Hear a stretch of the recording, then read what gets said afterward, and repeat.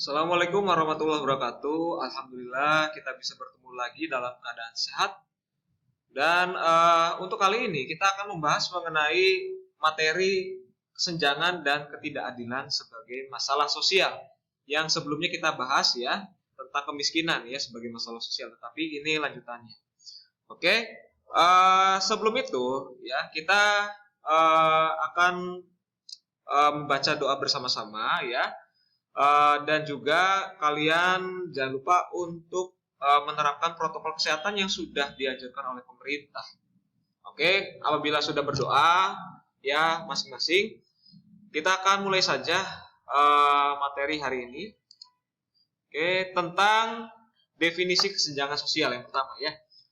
Kesenjangan sosial itu berarti keadaan tidak seimbang atau berbeda yang mengakibatkan semakin lebarnya jurang pemisah antara yang miskin dan yang kaya. Di sini gambar yang sudah tertera ya, bagaimana kita bisa melihat bahwa jurang perbedaannya itu begitu besar ya. Orang yang kaya berpakaian serba mewah ya, sedangkan orang yang miskin ini ya baju aja cuma satu atau dua ya, dua pasang. Nah ini merupakan sebuah dinamika sosial atau gambaran mengenai kesenjangan sosial yang ada di masyarakat. Nah, kenapa kesenjangan itu selalu ada di masyarakat? Karena ya yang namanya sistem yang ada di masyarakat kita ini menghalalkan berbagai cara ya bagi orang yang kaya.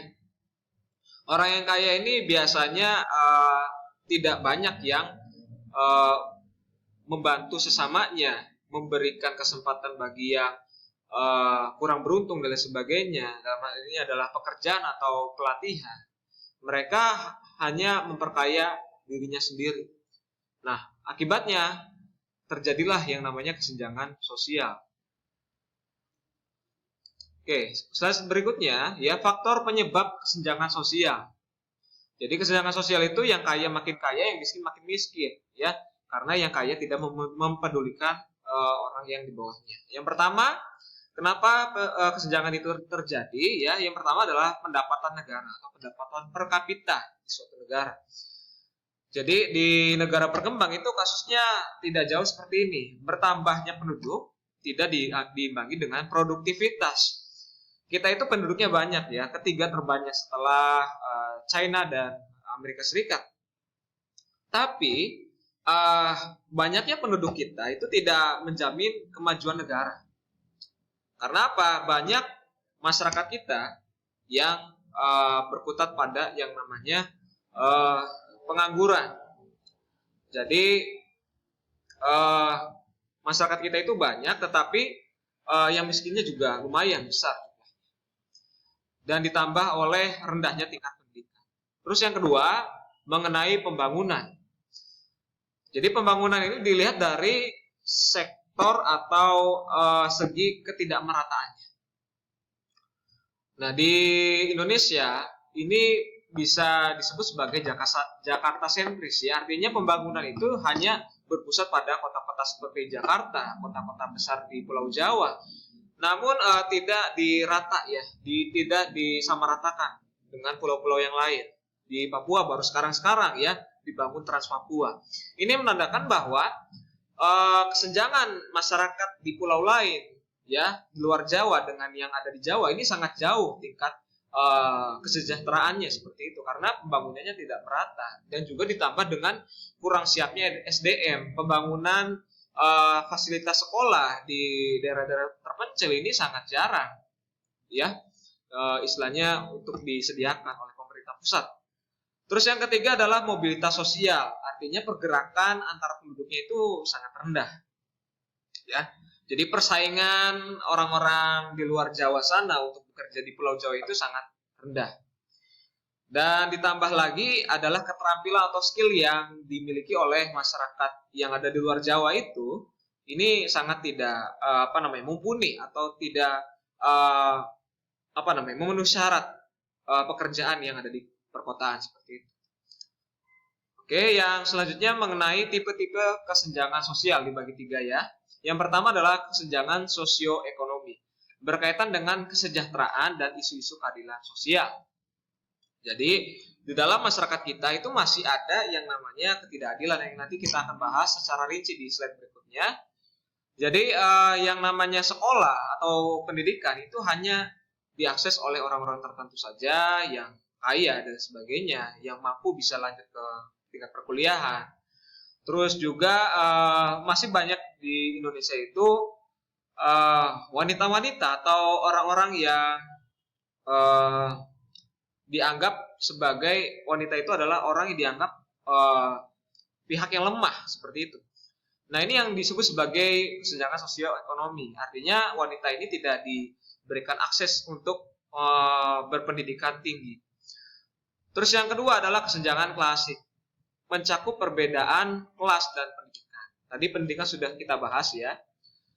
Kenapa disebut klasik? Ya, perbedaan kelas ini merupakan perbedaan yang atau diskriminasi yang sifatnya terjadi pada masyarakat terdahulu atau zaman dulu. Di masyarakat sekarang yang namanya perbedaan kelas itu sudah menjadi hal yang sudah dilupakan atau dihapuskan, ya.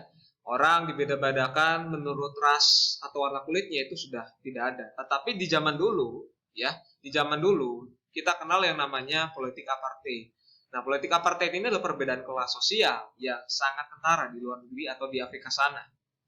Terus yang ketiga adalah kesenjangan baru, diakibatkan oleh berbagai rentang pilihan yang lebih besar. Dalam hal ini adalah pola konsumsi dan gaya hidup. Jadi kita melihat kesenjangan ini dari segi gaya hidupnya. Masyarakat kelas atas ya berlomba-lomba untuk mencapai atau berlomba-lomba untuk mendapatkan barang-barang mewah atau pakaian-pakaian yang mahal.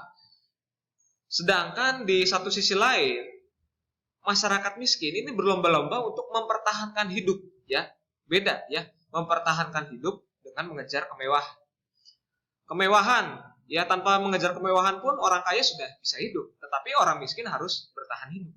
Nah, ini yang membedakan antara kesenjangan baru, kesenjangan klasik dan kesenjangan sosioekonomi. Oke, kita lanjut ke ketidakadilan. Ya, ketidakadilan itu apa?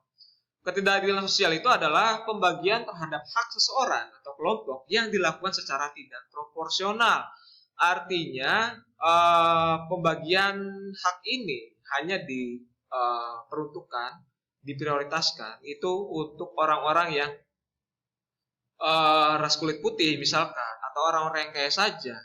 Ini hampir sama dengan kesenjangan sosial, tetapi ketidakadilan sosial itu lebih fokus kepada hak atau pemenuhan akan kebutuhan manusianya. Oke, slide berikutnya kita akan membahas mengenai bentuk ketidakadilan sosial. Ada yang kita sebut sebagai stereotype, bentuk prasangka antar ras atau etnis. Ya, ini sering kita temui dalam keseharian kita. Kita menganggap orang Padang, contohnya ya, sebagai orang yang pelit. Orang Jawa sebagai orang yang gampang, ya pasrah seperti itu ya, berpaku kepada orang lain. Nah, ini yang merupakan bentuk atau contoh betapa buruknya sebuah stereotip terhadap sebuah ras atau etnis. Ini tidak akan memajukan masyarakat ya. Jadi masyarakat hanya berkutat pada masalah-masalah itu saja tanpa mau berkompetisi dalam bidang ekonomi. Terus yang kedua ada yang namanya marginalisasi. Marginalisasi itu adalah bentuk penyisihan kelompok didasarkan pada dominasi sosioekonomi. Yang kita contohkan seperti apartheid, ya. Jadi orang-orang kulit hitam ini di dalam struktur masyarakat Afrika Selatan sana ya, ini sedikit demi sedikit disisihkan posisinya, ya. Tidak diprioritaskan untuk sekolah tinggi-tinggi, tidak diprioritaskan untuk menjadi kepala daerah maupun kepala negara seperti itu. Jadi haknya sedikit demi sedikit diambil atau direnggut, ya, didasarkan pada aspek sosial dan ekonomi. Dimiskinkan kalau dalam segi ekonomi.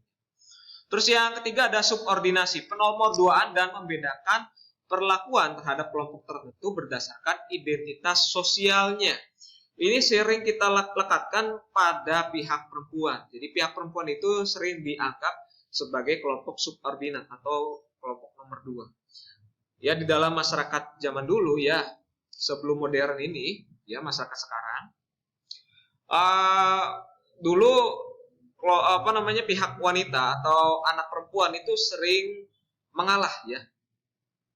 Jadi kakaknya itu yang laki-laki lebih diprioritaskan untuk bekerja, dimudahkan untuk berpendidikan atau sekolah yang lebih tinggi atau masuk ke universitas dibandingkan dengan anak perempuannya. Anak perempuannya ya cukup membantu orang tuanya di rumah, membantu ibunya masak dan sebagainya. Nah itu yang contoh yang dijadikan sebagai contoh dari subordinasi. Jadi identitas sosialnya itu dibedakan. Ini laki-laki diprioritaskan, perempuan di nomor 2. Oke, dominasi, kelompok yang bergantung pada kelompok lain yang berkuasa dan sewenang-wenang. Artinya kita bisa contohkan seperti perbudakan dan kapitalisme.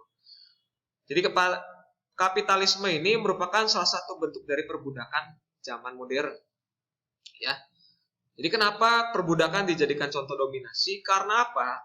Ya, mereka itu sangat bergantung pada orang-orang kulit putih contohnya ya. Atau orang-orang pendatang. Kita dulu ya orang-orang pribumi itu dianggap sebagai budak. Bekerja tetapi tidak dimanusiakan. Bekerja tetapi bisa diperdagangkan manusianya. Nah, itu yang disebut sebagai dominasi. Dan kita tidak bisa mengelak atau melawan seperti itu. Seolah-olah kita itu binatang peliharaan. Oke, yang terakhir saya ucapkan terima kasih atas perhatian ya. Jangan lupa untuk aktif dalam platform yang sudah ada ya, sudah disediakan oleh sekolah, dan jangan lupa untuk melakukan atau melaksanakan protokol kesehatan dimanapun kalian berada. Itu demi kepentingan kita bersama. Semoga kalian yang sudah melakukan protokol kesehatan, pandemi ini akan segera berakhir ya. Kita harapkan seperti itu. Oke, terima kasih atas perhatian dan atensi kalian ya. Jangan lupa pesan-pesan saya ya yang tadi. Assalamualaikum warahmatullahi wabarakatuh.